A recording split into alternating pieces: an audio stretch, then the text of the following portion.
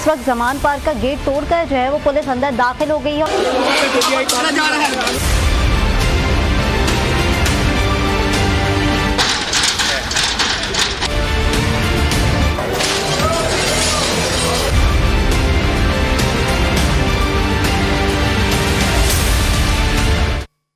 बिस्मिल्लाहिर्रहमानिर्रहीम। आज के प्रोग्राम के साथ मैं हूं नुसुल्लाह मलिक।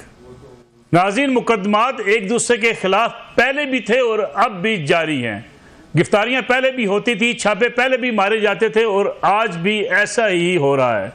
कुछ नहीं बदला। सियासतदान जब अपोजिशन में होते हैं तो उनका रवैया कुछ और होता है, जब इक़्तिदार में आते हैं तो उनका रवैया कुछ और होता है। लेकिन हम जो तज़कियाकार, जो सहाफ़ी हैं, वो जब बात करते हैं तो अपनी अपनी पसंद के लीडर के मुताबिक बात करते हैं।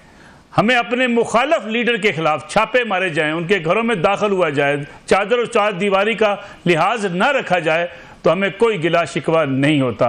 जब हमारी पसंद के लीडर के साथ इस किस्म का रवैया अख्तियार किया जाता है तो हम सीख पा होते हैं। हम फिर आइन और कानून की बात करते हैं, फिर हम इंसानी हकूक़ की बात करते हैं। ये हमारी सियासत का अलमिया रहा है। आज तक कुछ नहीं बदला। एक दूसरे से इंतकाम लेने की रवश भी नहीं बदली। ना इमरान खान साहब बदले, ना मियाँ शहबाज शरीफ साहब बदले, ना बिलावल भुट्टो जरदारी बदले, ना कोई और सियासतदान अपने आप को बदलने को तैयार है। इस्टेब्लिशमेंट भी हम अपनी मर्जी की चाहते हैं। हमारी मर्जी की इस्टेब्लिशमेंट आ जाए, हम एक पेज पर होने की बात करते हैं। और अगर हमारी मर्जी की इस्टेब्लिशमेंट ना हो तो फिर अवाम को और इस्टेब्लिशमेंट को हम लड़ाने की बात करते हैं, फिर आज़ादी की बात करते हैं। फिर हमें याद आता है कि हम महकूम हैं, हम गुलाम हैं, हमें आज़ादी चाहिए। लेकिन वही इस्टेब्लिशमेंट आपके साथ मिलकर आपको इक़्तिदार में लाने के लिए सारे आइन और कानून के तकाजे बालाए ताक रख दे तो फिर आपको कोई शर्मिंदगी महसूस नहीं होती।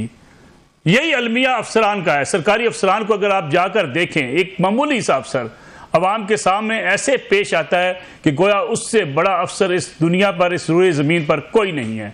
लेकिन वही अफसर जब किसी अपने बड़े सरकारी अफसर के सामने खड़ा होता है तो ऐसे सर झुकाकर खड़ा होता है, ऐसे दुम दबाकर खड़ा होता है, गोया उसे लगता यह है कि उसकी नौकरी अब उसी के मरहूने मिन्नत है। यही रवैया हर जगह पर मौजूद है और इसी रवैया की वजह से आज हम तबाही के दहाने पर आन खड़े हुए हैं। चौधरी परवेज़ साहब का घर हो, शायद शाकान की गिरफ्तारी हो, या निहाल हाशमी की गिरफ्तारी हो, या ख्वाजा साद रफ़ी की गिरफ्तारी हो, या उससे पहले शहबाज शरीफ के घर छापे की बात हो, या इमरान खान साहब के घर पर छापे की बात हो, ये सारे रवैये एक ही जैसे हैं। हम अपने मुखालफीन को कुचलना चाहते हैं और हम चाहते हैं कि हम अकेले मैदान के अंदर रहें और कोई ना रहे। इसी रवैये का आगाज़ किया गया था आज से 10-12 साल पहले। दो बड़ी सियासी जमातों को इस मुल्क की सियासत से निकालना है, ख़त्म करना है और उनके हवाले से जो जो इल्ज़ामात लगाए जा सकते हैं वो लगाए जाएं। ये नहीं कि उनके अंदर कमज़ोरियाँ नहीं थी, ये नहीं कि उनके अंदर कोताहियाँ नहीं थी, लेकिन जिस तरीके से एक पूरी मीडिया कैंपेन चलाई गई उसका मतलब सिर्फ यही था कि अब उन दोनों को सियासत से निकालना है।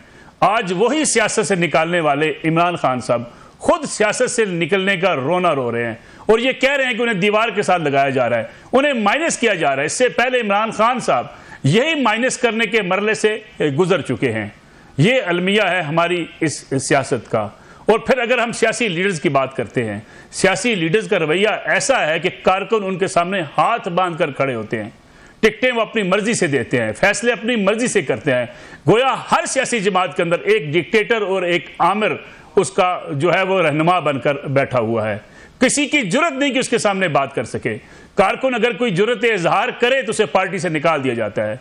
लोग अपनी टिकट की उम्मीद पर, MNA बनने की उम्मीद पर, सेनेटर बनने की उम्मीद पर अपने लीडर की हर बात को सही कहते हैं, खा वो कितनी ही गलत क्यों ना हो। इसीलिए हमारे सियासतदान डिक्टेटर बन जाते हैं। फिर हम कहते हैं कि हमारा लीडर हमारी बात नहीं सुनता। ये अलमिया हर सियासी जमात को है।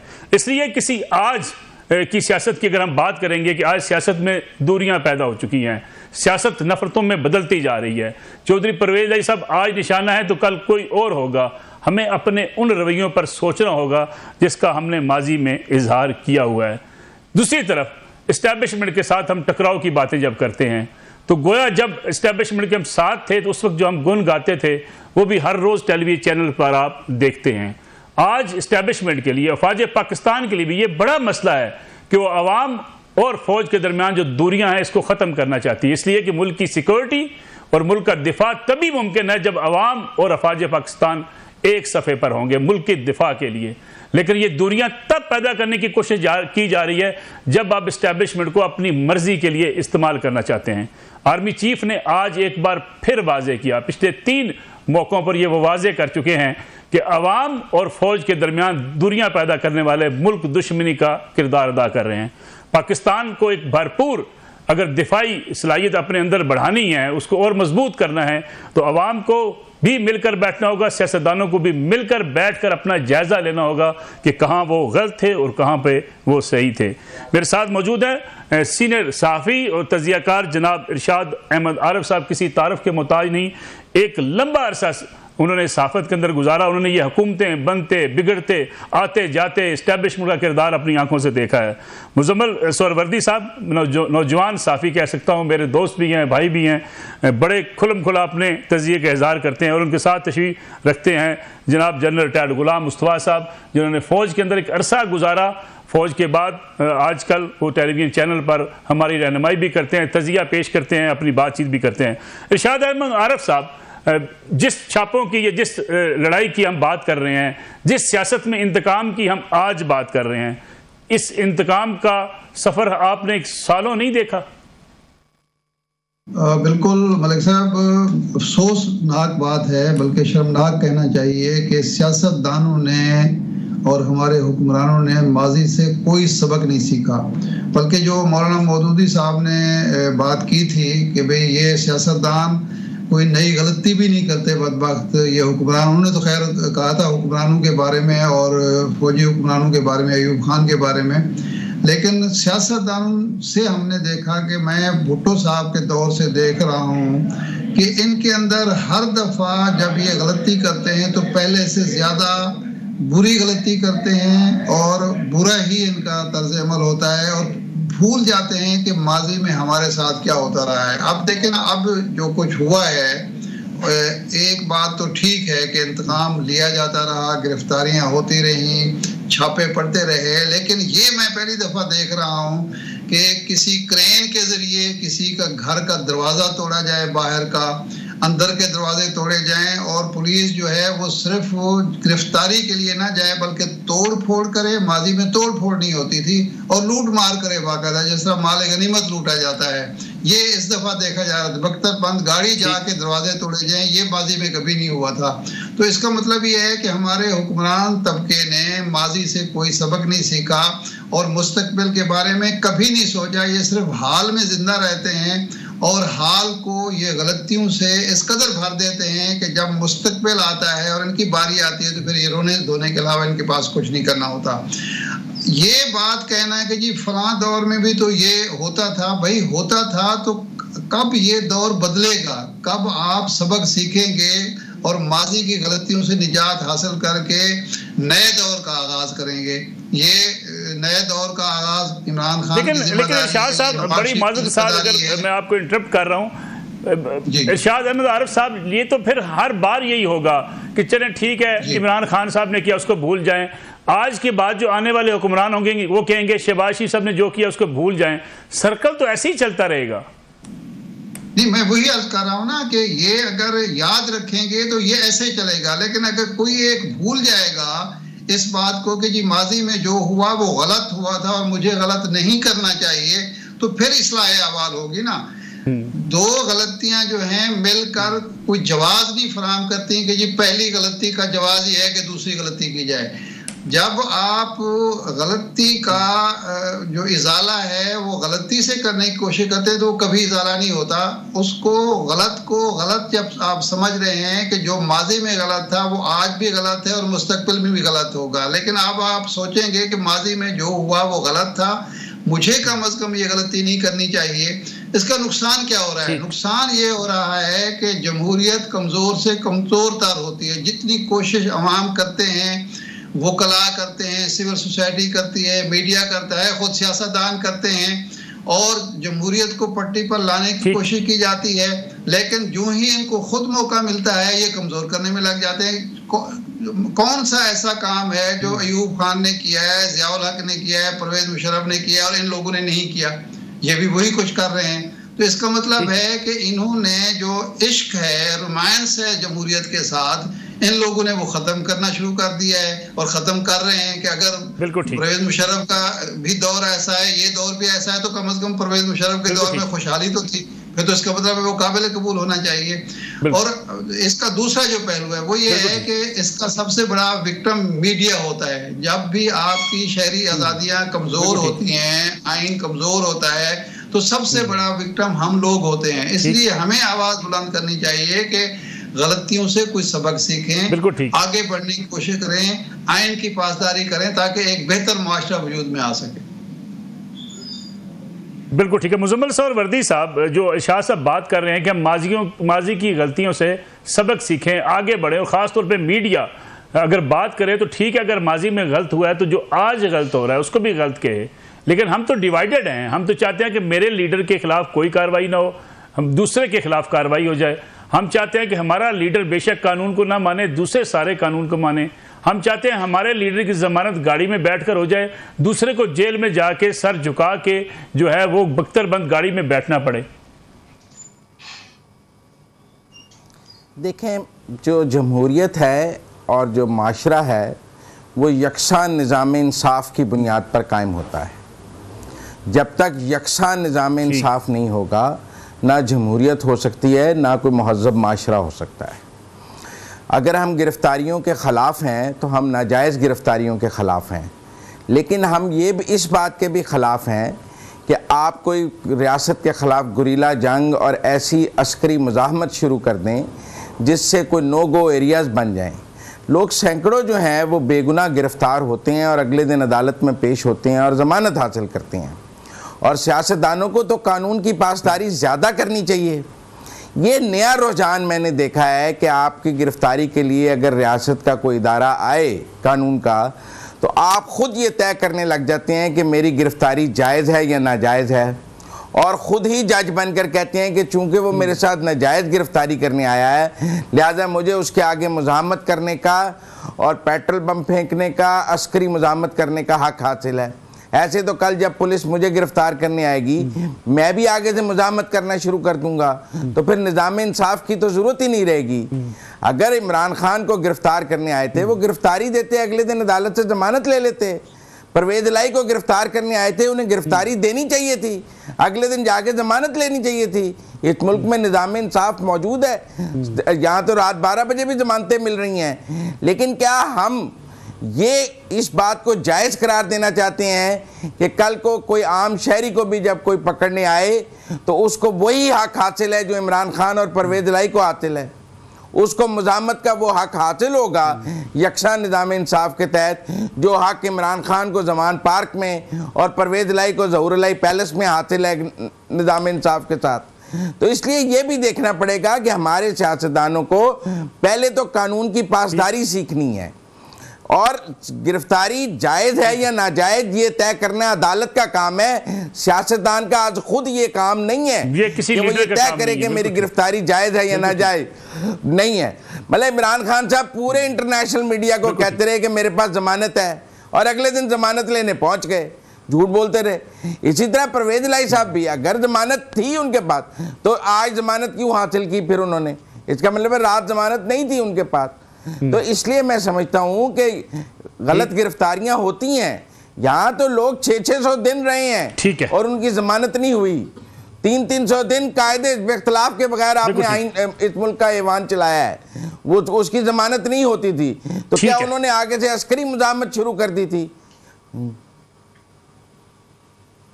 मैं आता हूँ वापस आप मुजम्मिल साहब। जनरल गुलाम मुस्तफ़ा साहब, मुझे आपसे दो बातें पूछनी हैं। एक बात तो आज भी आर्मी चीफ ने जो पासिंग आउट परेड से खिताब किया, बड़ा इंपॉर्टेंट खिताब है, उसमें उन्होंने ये बात बड़ी ज़ोर देकर कही है कि आइन और पार्लियामेंट और अवाम, यही अवाम आइन बनाती है, यही पार्लियामेंट मुंतखब करती है, इसका काम है आइन बनाना, और इस वक्त तमाम इदारे उनके साथ हैं। और दूसरी बात कि जब तक सियासी आपस में चपकलिश ये ख़त्म नहीं होगी, मुल्क की बड़े मसाइल हल नहीं हो सकते। और तीसरी बात कि अगर फ़ौज जैसे इदारे और आवाम के माबैन दूरियां पैदा की जाएंगी, इससे मुल्क की सिक्योरिटी को नुकसान पहुंचेगा। इसके साथ साथ जितनी डिवीजन है इस वक्त सियासत के अंदर, हम अपनी मर्जी की इस्टेब्लिशमेंट चाहते हैं। वो चाहते हैं कि अगर हमारी मर्जी की इस्टेब्लिशमेंट नहीं है तो फिर इस्टेब्लिशमेंट को इतना टारगेट किया जाए कि ये महसूस होने लगे, आर्मी चीफ को खुद आकर ये कहना पड़े कि अवाम और फौज के माबैन जो दूरियां पैदा की जा रही हैं ये एक साजिश है। देखिए मलिक साहब, बदकिस्मती है कि न सिर्फ फौज के बारे में ये तासुर है कि मेरी फौज होनी चाहिए, मेरा चीफ होना चाहिए और मेरी मर्जी के काम करने चाहिए, और ये सिर्फ किसी एक पे मुनहसर नहीं है। ये बदकिस्मती से हमारे तकरीबन सारे सियासी ज़ुबा के जहन इसी से काम करते हैं। यही हाल हमारा पुलिस का है। तो पुलिस मेरी होनी चाहिए, वो मेरे के मुताबिक काम करे, कानून और आइन के बारे में तो ज्यादा बातचीत नहीं होती।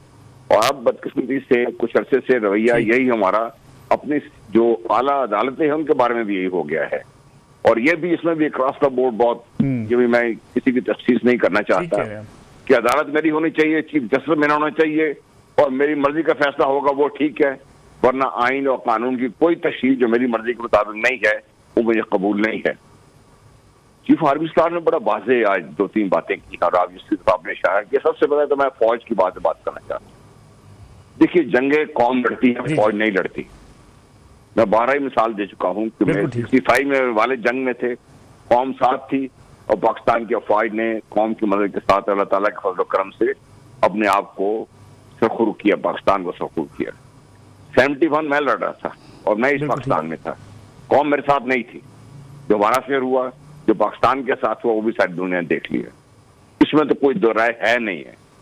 इसलिए अवाम का और फौज का रिश्ता पाकिस्तान में खास तौर पर, जहां पे हमारी फौज हमारे ही में से है और हमारे घर में अगर कोई जूनियर रैंक पर है तो कुछ सीनियर रैंक पर है, और हमारा तकरीबन पाकिस्तान का हर तीसरा चौथा शहरी फौज से किसी न किसी का मुस्तलिक है। इनका आपस में एक अटूट किस्म का रिश्ता लाजमी है पाकिस्तान की अफवाज को उस जंग में कामयाबी दिलाने के लिए जो शायद दुनिया की खतरनाक तरीन जंग है, वो दहशतगर्दी के खिलाफ जंग है, जो 5th जनरेशन वार पे हम पर। दूसरा इसका पहले एक और है, बड़ा इंपॉर्टेंट है, वो ये है कि फौज में जो सीनियर लीडरशिप है और जो रैंक एंड फाइल के दरमियान जो एक इत्मीनान है वो गैर मुतज़ल्ज़ल होना चाहिए। बिल्कुल ठीक। किसी स्टेज पर भी अगर इस इत्मीनान ने एक बार से भी आ गया तो फौज कमजोर पड़ जाती है, तो ये भी नहीं होना चाहिए।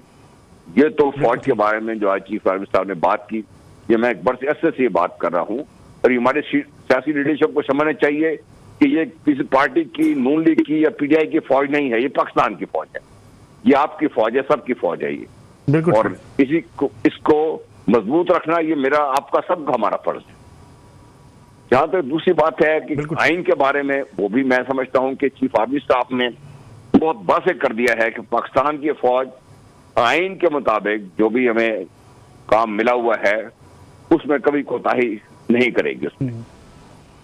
और वो ये भी बड़ा वाज़ेह कर चुके हैं कि आइन और पाकिस्तान के अवाम, ये दो ऐसे अनासर हैं, पाकिस्तान के अवाम की मदद के बगैर पाकिस्तान का कोई निज़ाम सही चल नहीं सकेगा। जब तक पाकिस्तान का अवाम का स्टेक उसमें पूरी तरीके से रिप्रेजेंटेड नहीं होगा और अवाम अपने बात अपने जो मुंतखब नुमाइंदे हैं उनके जरिए पार्लियामेंट तक नहीं पहुंचा सकेंगे, और पार्लियामेंट आज़ाद नहीं होगी, जो मेरे मुल्क की इज्तिमाई दानिश है कि वो अपनी दानिश इस्तेमाल कर सके, बजाय इसके इसमें अभी आप बात कर रहे थे कि एक वो क्या कहते हैं हिटर किस्म की जो हमारी सियासी लीडरशिप है जो अपने आप को टोटल कंट्रोल में रखना चाहती है, उनकी मर्जी के बारे कुछ हो नहीं सकता जब तक इनको पार्लियामेंट में जो हमारी इज्तिमाई दानिश है, जब तक वो अपनी दानिश सामने नहीं आएगी। और मैं यकीन करने को तैयार नहीं हूं, मेरे पाकिस्तान की जो इज्तिमाई दानिश है वो इतनी कमजोर है कि हम उसको ये फैसला करने नहीं देते कि पाकिस्तान को किस तरीके से चलाना है।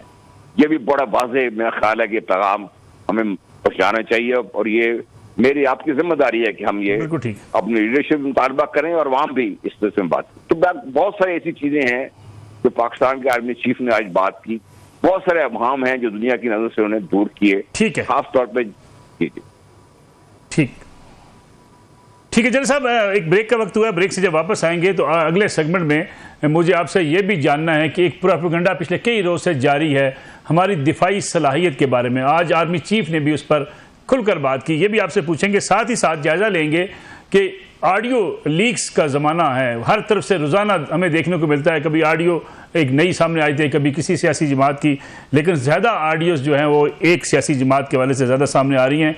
और इसमें भी कोई शक नहीं, मैं इस बात का मुखालिफ हूँ कि ऑडियो जो है इस तरीके से लीक हों, लेकिन जो मदरजात हैं, हम हर रोज़ ऐसे मदरजात देखते हैं, कोई किसी लीडर से मिलवाने के पैसे लेता है, कोई टिकट के बहाने के पैसे लेता है, और कई किसी का टिकट बदलवाने के पैसे लेता है। ये हमारी सियासत का अलमिया है। इस पर बात करेंगे ब्रेक के बाद।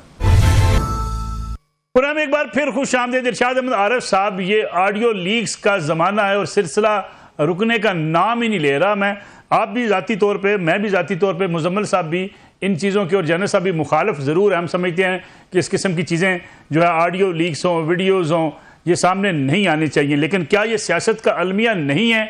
क्या होता ऐसा नहीं है कि टिकट्स फ़रोख्त किए जाते हैं, टिकट्स बदलवाए जाते हैं, फिर जिस तरीके से बासर लोग, जैसे साबिक चीफ जस्टिस साहब का बेटा वो टिकट दिलवाने में किरदार अदा करे, या और भी बड़े बासर लोग इस मैदान में उतरे होते हैं जब टिकटों की तकसीम का मरला आता है, क्या ये हम रोज़ नहीं देखते हैं? अच्छा मलिक साहब, पहली बात तो मैं करूंगा कि ये जो किसी शख्स की प्राइवेसी को मजरूह करना, ये सबसे बड़ा जुर्म है कानून की नज़र में, आइन की नज़र में, अखलाकियात की नज़र में और शरीयत की नज़र में। इस्लाम में सख्त तरीन ममानियत है इस बात की कि आप किसी की टो लगाएं। कुरान मजीद ने ये फरमाया है कि वला तजस्ससू, कि आप तजस्सुस ना करें, टो ना लगाएं किसी के बारे में, और उसको रिकॉर्ड करना और उसको फैलाना जो है ये बदतरीन गुनाह है। इसलिए सबसे पहले तो ये काबिल मजम्मत बात है, खा किसी की भी हो, मेरे मुखालिफ की हो, मेरे हामी की हो, हमें मीडिया मान के तौर पर इसकी बिल्कुल मजम्मत करना चाहिए कि ये कारोबार बंद होना चाहिए। जो भी कर रहा है गलत कर रहा है और इसकी किसी कीमत पे इजाज़त नहीं होनी चाहिए।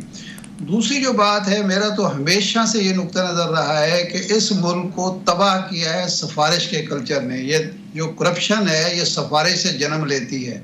सियासी जमातों में ये काम हो, हमारी माशरती ज़िंदगी में हो, हमारे जो सरकारी मामलात में हो, कारोबारी मामलात में हो, क्योंकि सिफारिश एक ऐसी चीज़ है जो मेरिट को तबाह करती है। सिफारिश एक ऐसी चीज़ है जो करप्शन को जन्म देती है। सिफारिश एक ऐसी चीज़ है जो माशरे को बदतरीन कमज़ोरी से दो चार करती है।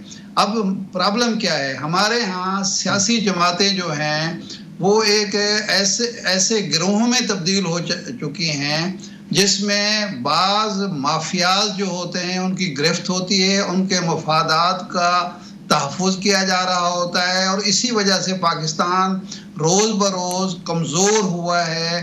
खा वो जमहूरियत हो, खा वो फौजी आमरीत हो, दोनों ने इस मुल्क को कमज़ोर किया है, क्योंकि दोनों के होते हुए सिफारिश और जो करप्शन का कल्चर है फ़रोग़ पाया है।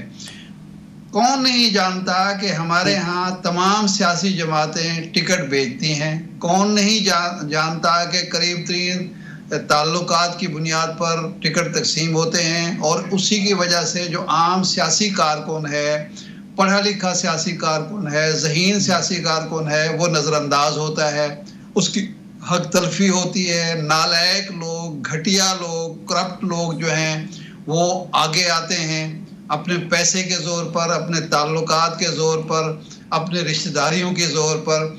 देखें, ये जो ख़ानदानी सियासत की हम मुखालफत करते हैं, क्या होता है, ये जितनी आप तारीख़ का मुताला करें, बड़े बड़े ख़ानदान 600 साल बाद उस्मानी सल्तनत जब ख़त्म हुई तो उसके पीछे अवामिल क्या थे कि वहाँ ऐसे नालायक लोग सिर्फ इस बुनियाद पर कि ये फ़लाँ बादशाह का बेटा है, फ़लाँ बादशाह का भतीजा है, फ़लाँ बादशाह का पोता है, वो हुक्मरानी पे आ गया, उसने पूरी रियासत को तबाह कर दिया। ये मुगलिया ख़ानदान आप देखें क्यों तबाह हुआ। इतने 100 साल हुक्मरानी के बाद ऐसा हुआ कि उसी ख़ानदान की औरतें जो थी वो भीख मांग रही थी, और बच्चे भीख मांग रहे थे, और मर्द जो थे वो पड़े हुए थे गलियों में नशे की हालत में, सिर्फ ख़ानदानी सियासत की वजह से। और हम यहाँ बैठ के ग्लैमराइज करते हैं जी क्या हो गया जी, फ़लाँ का बेटा अगर सियासत में आ गया, फ़लाँ की बेटी सियासत में आ गई अगर उसने पार्टी की क़यादत संभाल ली।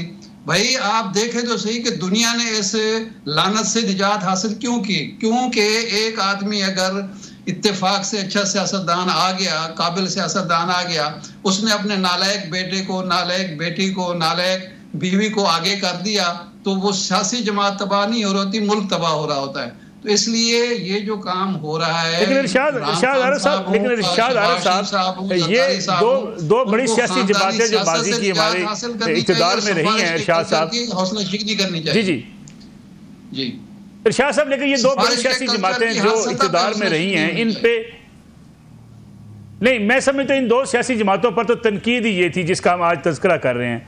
इमरान खान साहब के पास अगर लोगों का आना या उनको सपोर्ट करना या उनका पॉपुलर होना, उनमें तीन बयानियों में से एक बयानिया यही है कि इमरान खान साहब ने कहा साफ शफाफ एक तहरीक इंसाफ की बुनियाद रखी गई है, मैं खुद देखूंगा, मैं खुद टिकट दूंगा, मैं किसी सिफारिश पर, किसी दौलत पर टिकट नहीं दूंगा। इमरान खान साहब का यही बयानिया पॉपुलर हुआ था। ये बयानिया आज सबसे ज़्यादा तनकीद की जद में है, क्योंकि पीटीआई की टिकटों के बारे में सबसे ज़्यादा जो अगर खबरें मंजर यहाँ पर आ रही हैं तो पीटीआई की टिकटों के बारे में। नहीं, गुजारिश ये है कि बाकी उन्हें टिकटें दी नहीं है ना, बाकी मुस्लिम लीग ने उनको टिकट नहीं दी। हम तो 88 से देख रहे हैं ना, ये सारी जमातों का है। तनकीद इमरान खान पर इसलिए हो रही है कि इमरान खान का जो वर्कर है वो तनकीद करता है, और इमरान खान चूंकि मेरिट की बात करते हैं इसलिए आप भी तनकीद करें, मैं भी तनकीद करूं, हमारा हक बनता है क्योंकि उनका नैरेटिव ही है। लेकिन ये ना कहें कि इमरान खान की पार्टी ही ये सारा काम कर रही है और बाकी कोई नहीं कर रहे, बाकी बहुत ज्यादा कर रहे हैं, लेकिन चूंकि ये मेरिट की बात करते हैं इसलिए यहाँ ये नहीं होना चाहिए अगर हुआ है। ठीक है, मुजम्मिल सरवर्दी साहब, जो शाह साहब बात कर रहे थे कि ऑडियोज वीडियोज रिकॉर्ड भी नहीं होनी चाहिए, फिर इस्लाम की रूह से तजस्सुस करना, किसी की टो में लगे रहना, ये शर्म भी गलत है। लेकिन दूसरी तरफ हम देखते हैं लीडर्स जब इक़्तिदार में होते हैं तो ये कहते हैं कि ये किया जाना चाहिए। इमरान खान साहब के इंटरव्यू भी मेरे सामने पड़े जिसमें वो कहते थे कि एजेंसीज़ को ये काम करना चाहिए, उन्हें पता होना चाहिए कि मैं क्या कर रहा हूँ, क्या नहीं कर रहा हूँ, मुल्क की दिफा के हवाले से, आइन और कानून तोड़ने के हवाले से या करप्शन के हवाले से। जब ये आप इख्तियार देते हैं तो फिर आप चीखते क्यों हैं? देखें, फिर बतौर सहाफ़ी तो मेरा सारा काम ही गैर शरई हो गया, क्योंकि मैं तो फिर गुनाह ही करता हूँ, क्योंकि मैं तो तजस्सुस में रहता हूँ खबर की, मैं तो जुस्तजू में रहता हूँ खबर की, मैं तो में रहता हूँ खबर की, मैं तो कोशिश कर मैं एक मिनट बात पूरी कर लेने दें इरशाद आरिफ साहब। मैं तो सबूत हासिल करने के लिए कुछ भी करता हूँ कि मुझे किसी हकायक तक पहुँच जाऊँ और वो हकायक अवाम तक लाऊं, अच्छे हैं या बुरे हैं। तो आप कहेंगे कि चूंकि आपने किसी की टो में रहकर उसकी प्राइवेसी तोड़ के आपने सच बाहर निकाला है, तो आपने बड़ा गैर शरई काम कर दिया है कि आप सच को बाहर ले आए हैं तजस्सुस करके, टो करके। तो मैं तो इस तारीफ से कोई ज़्यादा मुत्तफिक नहीं हूँ इरशाद आरिफ साहब की, और मैं समझता हूँ कि सच बाहर आना चाहिए। अगर टिकटों में पैसे आज इमरान खान ने लिए हैं तो फिर आज इमरान खान की बात होगी, अगर किसी और ने लिए हैं तो उसकी बात होगी। आज जब इमरान खान की बात हो रही है तो साथ ये कह देना जी बाकी भी करते थे और जनरलाइज कर देना, ये तो इमरान खान को एनआरओ देने की बात है। अगर 2018 में जर्नैलों ने टिकटें बांटी हैं पीटीआई की, तो 2023 में जज बांट रहे हैं। क्यों?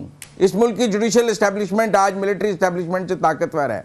जब इमरान खान ने पॉलिसी बनाई कि एक खानदान को 2 टिकटें नहीं मिलेंगी, तो फिर पूरे पंजाब में सिर्फ चीफ जस्टिस के दामाद के खानदान को 2 टिकटें क्यों मिली हैं? जब एजाज चौधरी के बेटे को नहीं मिली, शाह महमूद को नहीं मिली, फवाद चौधरी को 2 टिकटें नहीं मिली, तो फिर चीफ जस्टिस के खानदान को 2 टिकटें क्यों मिली हैं? फिर क्यों साबिक चीफ जस्टिस टिकटें तब्दील कराने की पोजीशन में है? क्या ओबलाइजमेंट है इस मुल्क की अदलिया से पीटीआई को कि वो टिकटों में वापस उनको पे बैक कर रही है? ये सवाल पूछने का हमें हक होना चाहिए। अगर जिस तरह फौज की सियासत में मुदाखलत जो है वो आइन और कानून की खिलाफ वर्जी है, इसी तरह जुडिशरी की सियासत में मुदाखलत उतनी ही आइन की और कानून की खिलाफ वर्जी है जितनी मिलिट्री की है। अगर आर्मी चीफ की सियासत में मुदाखलत आइन और कानून की खिलाफ वर्जी है, तो चीफ जस्टिस की आइन सियासत में मुदाखलत भी आइन और कानून की खिलाफ वर्जी है। इसलिए मैं समझता हूँ कि जो ऑडियो सामने आ रही हैं इनके जायज़ नाजायज़ होने की बात बाद में कर लेंगे। कोई कोड ऑफ कॉन्डक्ट बनेगा। कल मरियम नवाज की ऑडियोज आती थी तो कहते थे ये ना कहें, देखें बात क्या हो रही है, वो देखें फ्रूट बास्केट्स जा रही हैं सहाफ़ियों को, उस पर बात करेंगे, रिश्वत दी जा रही है। आज कहते हैं ये गलत काम है, इस पर बात ना करें। क्यों ना करें जी? इस मुल्क में पिछले 4 साल होता क्या रहा है? ऑडियोज और वीडियोज ही होता रहा है ना। तो आज साकिब निसार साहब को ये जवाब देना है कि वो 1-20 क्या है जिसकी वो बात जो उनका बेटा मांग रहा है टिकट तब्दील कराने की, ये ना हमें समझाएं कि ये गैर शरई काम है, बड़ा गलत हो गया है। हमें ये बताएं कि वो 1-20 क्या है जिसके वजह टिकट तब्दील हुई है। हमें ट्रक के बारे में बताया जाए, हमें बताया जाए कि बेंच फिक्सिंग कैसे होती है। मुझे क्या पता 1 अरब 20 करोड़ है कि 1 करोड़ 20 लाख है, ये तो अब साकिब निसार का बेटा बताएगा ना, या वो जिसने टिकट ली है उसने आके बतानी है। अगर यूसुफ रजा गिलानी के बेटे का ट्रायल जारी है कि उसने सेनेट के इलेक्शन में उसकी ऑडियो आ गई थी इमरान खान साहब के दौर में और उस पर आज वो उसका ट्रायल हो रहा है, तो फिर साकिब निसार और उसके बेटे का ट्रायल क्यों नहीं हो सकता इलेक्शन कमीशन के तहत? अगर उस पर फर्दे जुर्म लगने जा रही है अली हैदर गिलानी पर, तो फिर साकिब निसार और उसके बेटे पर वो भी तो एक ऑडियो पे ही इमरान खान ने सारी कार्रवाई कराई है ना। तब तो गैर शरई नहीं था, तब तो कहा देखिए साबित हो गया, फोन टेप आ गई, एमएनए की बात हो रही है, उसका ट्रायल हो रहा है, वो इलेक्शन कमीशन में जेर समात है। आप कहते हैं इस दफा बड़ा गैर शरई काम हो गया है, ये 1-20 की कहानी बाहर आ गई है। उस वक्त भी कहते ना कि ये ट्रायल नहीं होना चाहिए, ये गैर शरई काम हो गया है। यूसुफ रजा गिलानी की बेटे की ऑडियो निकाली है आपने इलेक्शन में, ये कभी जायज कभी नाजायज, अपने लिए रियासत मदीना और दूसरों के लिए लिबरलिज्म, ये इस मुल्क में दोहरा मयार नहीं चल सकता। और जो करप्शन के खिलाफ अगर कोई सियासी पार्टी ने अवाम के सामने आई है और उसमें करप्शन निकल आई है, वो वैसे ही है जैसे मंबरे मस्जिद पर बैठा अगर मौलवी जो है वो किसी जुर्म में या किसी अखलाकी जुर्म में पकड़ा जाए और आम शहरी के अखलाकी जुर्म में फर्क है। मुझे इजाजत दीजिएगा। बिल्कुल ठीक है जनरल गुलाम मुस्तफा साहब, ये जी मुझे इजाजत दीजिएगा जरा बात करने की। पहली बात तो ये है कि ये जो गैर शरई और मैंने सिर्फ गैर शरई नहीं कहा, ये गैर आईनी है, गैर कानूनी है, गैर अखलाकी है, गैर शरई है। और मुजम्मिल साहब को शायद इल्म नहीं है कि इस बात पे अमेरिका के सदर को इस्तीफा देना पड़ा था। ये इतना बड़ा जुर्म है पूरी दुनिया में। इनको शायद इल्म नहीं है कि कोई सहाफ़ी भी यूरोप में, अमेरिका में वो टैपिंग अगर करता हुआ पकड़ा जाए तो उसको बाकायदा सजा दी जाती है। ये नहीं कहा जाता कि आप तो खबर ला रहे हैं। खबर लाना और चीज़ है, एक शहरी की टैपिंग करना जो है वो पूरी दुनिया में, गैर मुस्लिम दुनिया में भी जुर्म है। उनको ये इल्म होना चाहिए। मैंने जो बात मैं इसका जवाब देना मैं इसका जवाब देना जनरल साहब से इनपुट ले लूं। मैं इसका मुजम्मिल साहब दोनों की तरफ आऊंगा। मैं इसका जवाब देना चाहता मैं इसका जवाब देना मैं इसका क्विकली जवाब दे रहे मुझे इसका जवाब देना चाहता जी। काश इरशाद आरिफ साहब इमरान खान से इस्तीफा मांगते ना जब उसने टेपिंग को जायज करा। काश इरशाद आरिफ साहब इमरान खान से उस दिन इस्तीफा मांगते जिस दिन उसने बतौर वज़ीर आज़म टैपिंग को, जब बतौर वज़ीर आज़म टैपिंग को, ये पर्सन नहीं है अपना, नहीं उसको इस मुल्क में हमें अमेरिका ना दिखाए, हमें अमेरिका ना करप्शन पर आज से 20 साल पहले मैं आता हूं वापस आपके मिसालें ना बताएं, हमें अमेरिका की मिसालें ना बताएं, हमें अमेरिका की मिसालें ना बताएं। हम पाकिस्तान में रहते हैं। मुजम्मिल साहब इरशाद साहब आता वापस जनरल साहब आपके मुझे जनरल साहब को टाइम दे दें। जनरल साहब ये बताइएगा, मेरा मौक़िफ़ और दूसरे दौर में और हो, मेरा हर दौर में यही मौक़िफ़ रहा है। जनरल साहब मैं आता हूं, आप दोनों साहब वापस आते। जनरल साहब ये बताइएगा कि ये जो इल्ज़ाम लगता है फ़ोन टेप करने का, ये अमूमी तौर पे इदारों के हवाले से, कौमी इदारों के हवाले से लगता है कि ये रिकॉर्डिंग वहाँ की जाती है, वहाँ से लीक होती है। इस पर बड़ा एतराज़ भी उठता है। लेकिन दूसरी तरफ इमरान खान साहब हों या आज की हुकूमत हो, जब उनके हक़ में आती है बड़े खुश होते हैं, जब उनके मुखालफत में आती है नाराज़ होते हैं। जो भी मुजम्मिल साहब बात कर रहे थे, इमरान खान साहब जब मरियम नवाज़ की एक रिकॉर्डिंग आई थी जिसमें वो कोई एडवर्टिजमेंट के हवाले से बात कर रही थी, पूरे मुल्क के अंदर साफ़ियों के खिलाफ कंपेन चलाने वाली पीटीआई ने हर शख्स को लिफाफा बना दिया था। जिस फ्रूट बास्केट की ये बात कर रहे हैं, अगर किसी ने फ्रूट बास्केट भिजवाई तोहफे के तौर पे किसी को, उस पर हर साफ़ी को ये कह दिया गया ये फ्रूट लेने वाले हैं। इसलिए जब अपनी मर्जी की ऑडियो होती है तो सारे खुश हो जाते हैं।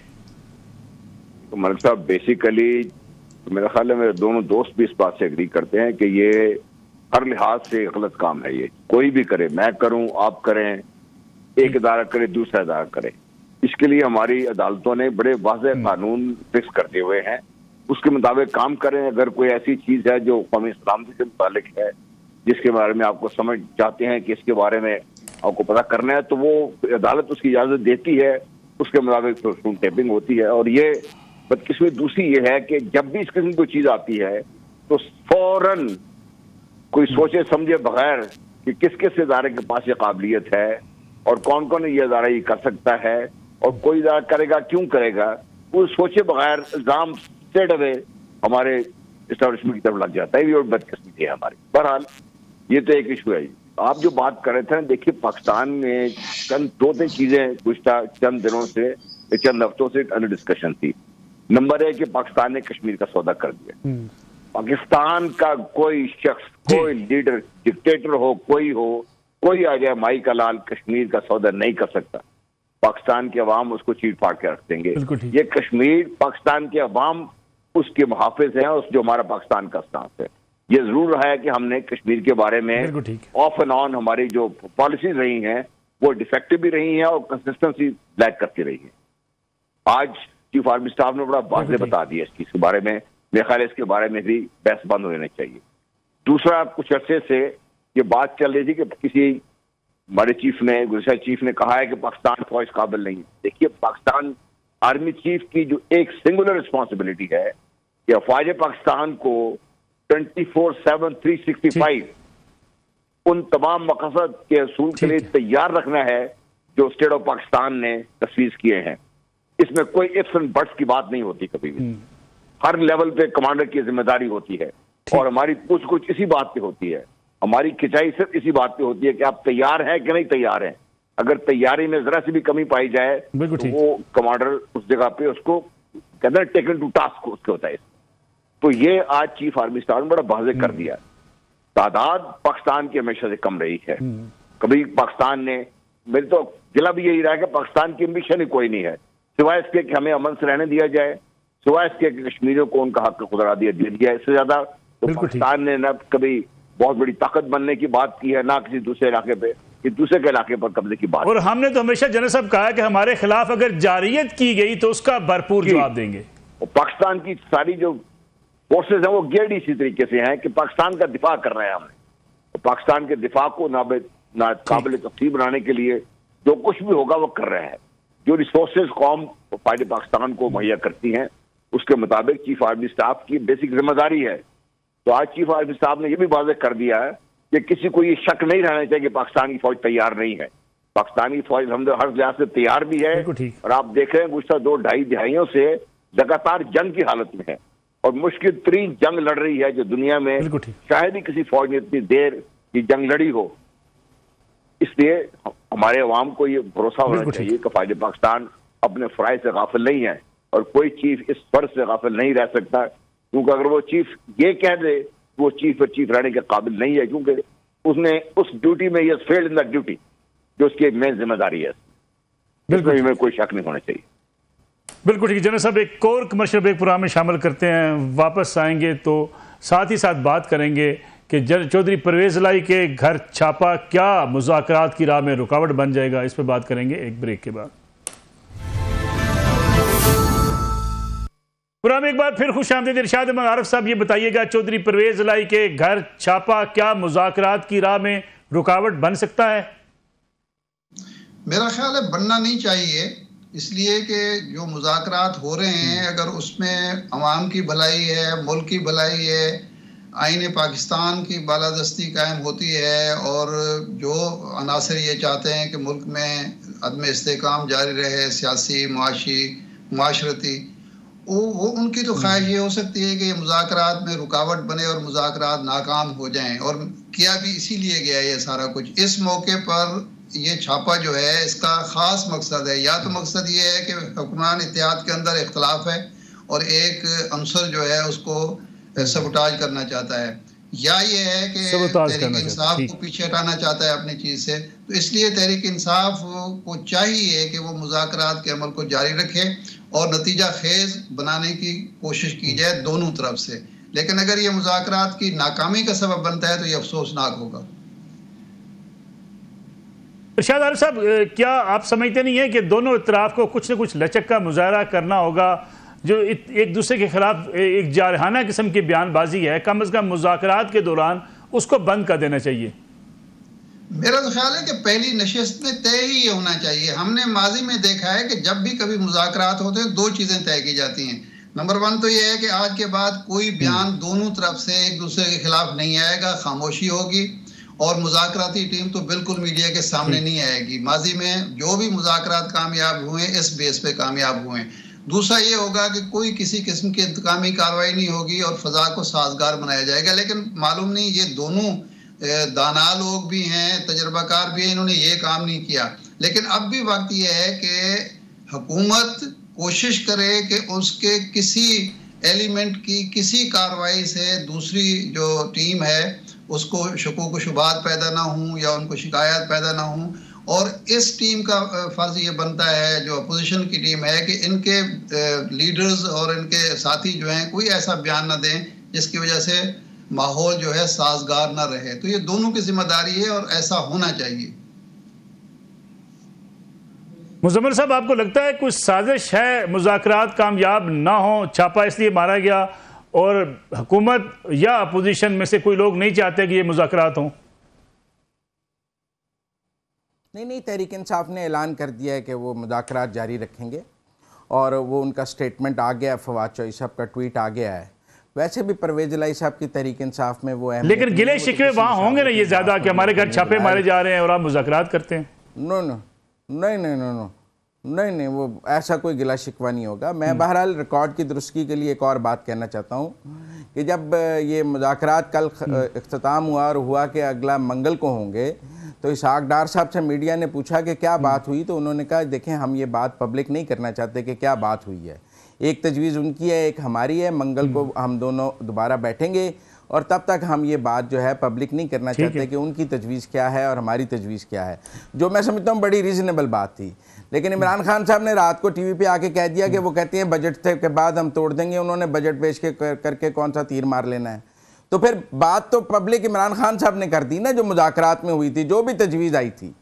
इसी तरह उस मुज़ाकरात से कबल इमरान खान साहब ने कहा कि अगर ये नहीं मानते फ़ौरन तो मुज़ाकरात ख़त्म कर दें। तो एक तरफ उनकी टीम मुज़ाकरात कर रही है, दूसरी तरफ इमरान खान साहब उन मुज़ाकरात के स्पॉइलर का एक किरदार अदा कर रहे हैं पिछली दो नशिस्तों में जो बात सामने आई है। और मैं समझता हूं कि इमरान खान साहब को अपने तर्ज अमल पर का जायजा लेना चाहिए। अगर उनकी टीम मुज़ाकरात कर रही है तो जैसे मैं मुज़म्मिल साहब वही आपसे जानना चाह रहा हूं कि मंगल के रोज जब ये डिस्कशन दोबारा शुरू होगी, मंगल के रोज, तो जो इमरान खान साहब के कल के ट्वीट्स हैं, बयानात हैं आज के, इसी तरीके से जारहाना बयानात दोनों तरफ से हैं, ये बयानात भी चलते रहेंगे, मुज़ाकरात भी मंगल के रोज होते रहेंगे? मैं ये जानना चाह रहा हूं आपसे। मुझे तो इन मुज़ाकरात में कोई ख़ास उम्मीद नज़र नहीं आती है। जो मैंने इमरान खान साहब का देखा है कि वो बजट तक जाने के लिए तैयार नहीं हैं और उनका ख्याल है कि टाइम नहीं देना चाहिए। उनका ख्याल है कि मई में असम्बलियाँ टूट जानी चाहिए और फौरी तौर पर अगले हफ्ते तोड़ दें। तो वो तो मेरा ख्याल है हुकूमत गन पॉइंट पर 3 असम्बलियाँ कैसे तोड़ देगी। बलूचिस्तान असम्बली भी तोड़ देगी, सिंध असम्बली भी तोड़ देगी, कौमी असम्बली भी तोड़ देगी। और इमरान खान साहब की ये ख्वाहिश 3 असम्बलियाँ तोड़ कर ही पूरी की जा सकती है। देखिए ना, अगर आपने कौमी असम्बली तोड़ भी दें और सिंध की हुकूमत कायम रहे तो फिर क्या सिंध में कौमी बात हो जाएंगे? बजंजो साहब ना माने वो कि मैं अपने टेन्योर पूरा करूँगा, तो फिर कौन जिम्मेदार है? तो मेरे ख्याल में ये बात तो इमरान खान साहब को असम्बलियाँ तोड़ने से पहले समझनी चाहिए थी कि इस मुल्क में इकट्ठे इंतखाबात होने हैं। उनसे एक ब्लंडर हो गया है, अब उन्हें अक्टूबर तक इंतजार करना चाहिए। जनरल साहब, क्विकली आपका रिस्पांस चाहूंगा मैं। मुज़ाकरात आपको कामयाब होते नजर आते हैं? दुआ तो है कि कामयाब हों और ये ऊँट किसी कल बैठे। लेकिन मैं मुज़म्मिल साहब की इस बात से एग्री करता हूँ कि मुझे ये बेल मंडे चढ़ते हुए नहीं नजर आती। इसलिए नहीं कि सिर्फ खान साहब का ही मसला है, मसला दूसरी तरफ भी है ये। क्योंकि आप देखिएगा, अगर आपने आइन ने कह दिया है कि प्रोविंशियल असम्बलीज जब टूटेंगी, जो भी असम्बली टूटेंगी, तो 90 दिन में इंतखाब हो जाएंगे। आप फर्ज कीजिए ये असम्बलियाँ अगर पहले साल के दौरान ही टूट जाती है, 4 साल इंतखाब नहीं होंगे असम्बली के लिए। ये तो इलॉजिकल है हुकूमत का स्टैंड भी। मेरा ख्याल है उनको भी ये बात समझनी पड़ेगी। हुकूमत भी कभी वो भी बार बार ये कह रहे हो, मैं किसी और उनके लीडरशिप की बात सुन रहा था, ये दोनों तरफ से कोशिश इतनी संजीदा नहीं है जितनी होनी चाहिए। वो अर्नेसनेस नहीं है इस मुल्क की जो रिक्वायरमेंट है होनी चाहिए। हम सब दुआ करते हैं कि कामयाब हो और हमारे सियासतदान ही मिलकर ये फैसले करें, किसी और के बीच में आने की जरूरत ना पड़े। एक बात अगर इजाजत है मुझे कहने की। इरशाद आरिफ साहब, आप कुछ कमेंट करना चाहें? हाँ, मैं कहना चाह रहा था कि ये जो कल छापा है ना, इससे जो हुक्मरान इत्तेहाद की लीडरशिप के 2-3 लोगों से मेरे राब्ते हुए हैं, वो बहुत परेशान हैं इस बात से। ठीक है। इरशाद अहमद आरिफ साहब, जनरल गुलाम मुस्तफ़ा साहब और मुजम्मल वर्दी साहब, आप तीनों मेहमानों का बहुत बहुत शुक्रिया। नाज़रीन, ये आज का प्रोग्राम था। इंशाअल्लाह कल आपकी खिदमत में दोबारा हाजिर होंगे। इजाज़त दीजिए। अल्लाह हाफ़िज़।